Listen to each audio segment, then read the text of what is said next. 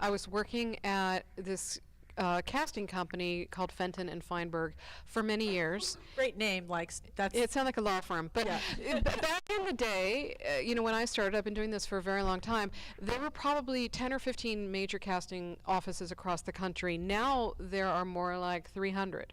So I was at one of the big ones and one of the main ones, and so we were doing tons of amazing films. And I was very young, and my bosses really overextended themselves, and I hired UCLA and USC interns to come in and get me off answering the phone so that I could get in the room and be in the auditions, and that immediately made me have kind of a higher job. And I cast E.T., and the producers of Footloose were at a restaurant, and they ran into Steven Spielberg, and E.T. just came out, and they asked him, who cast this movie? The kids were amazing, and it's such a great job. And rather than saying my boss, because I did the film with him, but rather than saying my boss, he said me.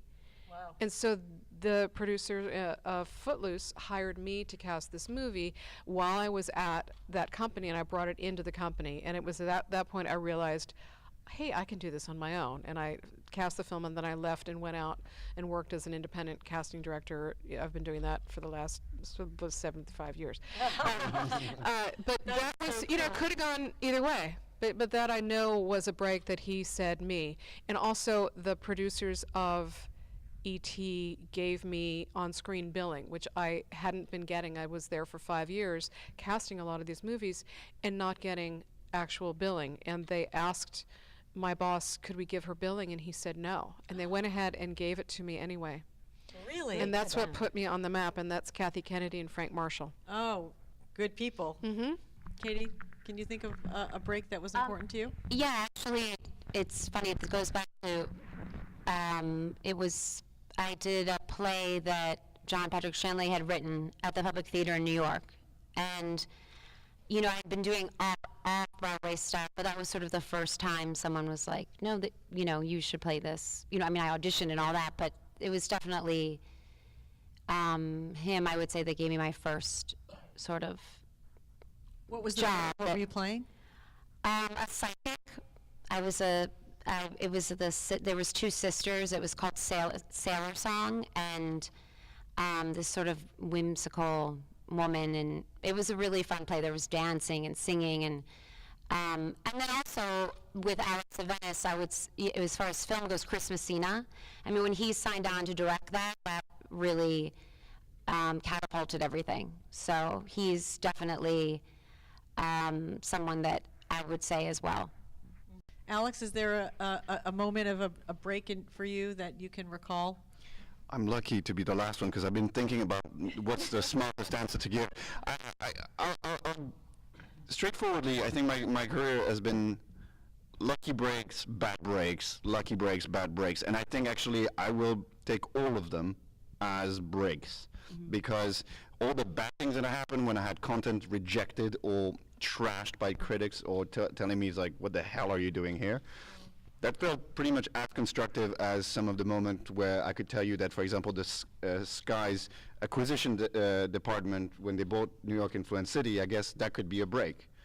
First primetime show of my first feature, that felt awesome. But at the same time, when the movie got shut down by being essentially too niche and too boring by a few other people, it was similarly as valuable because it led me to the same project? Yeah, the same project, because it drove me to just actually be more critical about my work.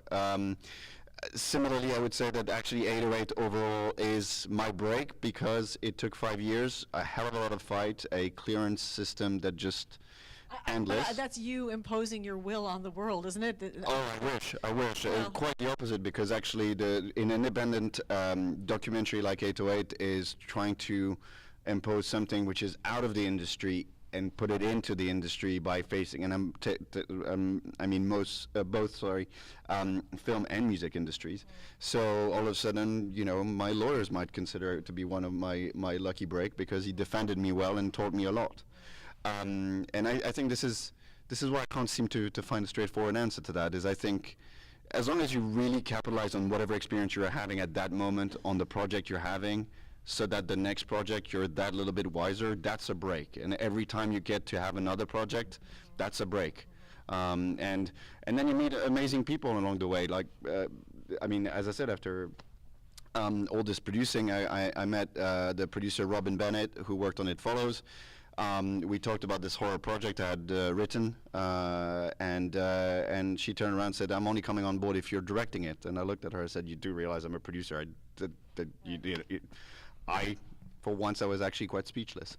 And so I would say that's a break as well. So similarly as I will never feel I broke into the industry, I don't think I'll feel that break fully. I'm just grateful to a hell of a lot of people who did me good and bad.